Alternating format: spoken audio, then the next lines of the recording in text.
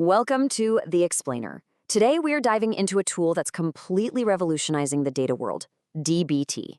We're going to see how it takes us from total SQL chaos to clean, reliable analytics. So, let's start with a question and be honest. Have you ever stared at some giant, tangled SQL script and just thought, what on earth is this even doing? You know the feeling, right? You can't test it, you're not sure you can trust its output. Well, if that sounds at all familiar, you are going to love what dbt brings to the table. To really get why dbt is such a game changer, you've got to understand this massive shift that's happened in how we handle data. We've moved from the old school ETL, extract, transform, load, to a more modern workflow, ELT. We now extract and load raw data directly into powerful cloud warehouses like Snowflake or BigQuery, and then we worry about transforming it. And that little switch flips everything on its head.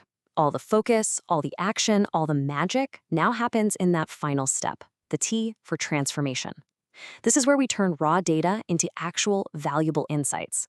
And this is exactly the playground where dbt shines. So what is this thing, really?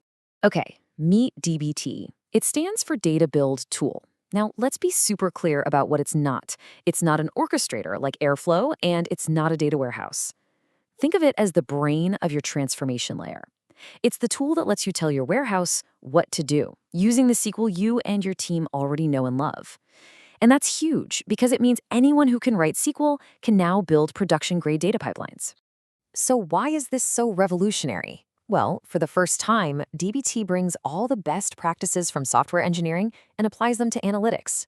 We're talking about version control with Git, automated testing, and writing clean, modular code that you can reuse. And a really key point, dbt doesn't do any of the heavy lifting itself. It just pushes all the compute work down to your super powerful data warehouse. It's all about working smarter, not harder. Now, when you get into dbt, you'll see two main flavors. There's dbt Cloud, which is their managed web-based platform, but the engine that powers everything is dbt Core. That's the free open-source command line tool. And for this hands-on guide, we're going to focus on dbt Core, so you can really see how it all works under the hood. So, how do we get this thing up and running? You know, you might think something this powerful would be a nightmare to set up, but it's actually incredibly straightforward. First, you just need Python and Git on your machine, which most of us have anyway. Then you install the dbt package, fire up your terminal, and run one simple command, dbt init. That builds out a whole project for you. The last step is just filling out a tiny file called profiles.yml with your warehouse credentials, and boom, you're ready to start building. All right, so the absolute heart of every single dbt project is something they call a model. But don't let the name fool you. This has absolutely nothing to do with machine learning. It's way, way simpler. A dbt model is just a SQL file, and inside that file is just one select statement. That's it. All that annoying boilerplate code, create or replace table and all that junk, dbt handles all of that for you behind the scenes. This frees you up to focus purely on the business logic, the part of your query that actually matters. And this is where things get really slick. Instead of hard-coding table names in your queries, you use this templating language called Jinja. This source function right here lets you dynamically reference your raw data tables. Why is that a big deal? It means if a source table name ever changes, you only have to update it in one central place, not in 100 different queries. It makes your entire pipeline so much more robust and easy to maintain. Okay, so you start writing all these models. How do you keep them from becoming another tangled mess? A super popular pattern is called the Medallion architecture. It's actually pretty intuitive. You have a bronze layer for your raw, barely touched data. Then a silver layer where you clean things up, join tables, and enrich the data. And finally, a gold layer with beautiful aggregated tables that are ready for your BI tools and dashboards. And check this out. Once you've written all your select statements, how do you execute the entire pipeline? It's one command, dbt run. That's it. dbt is smart enough to figure out all the dependencies between your models and run them in the perfect order every single time. No more manually running 20 different scripts and praying you got the order right. But look, building the pipeline is really only half the battle. The much bigger question is, how do you know the data is actually right?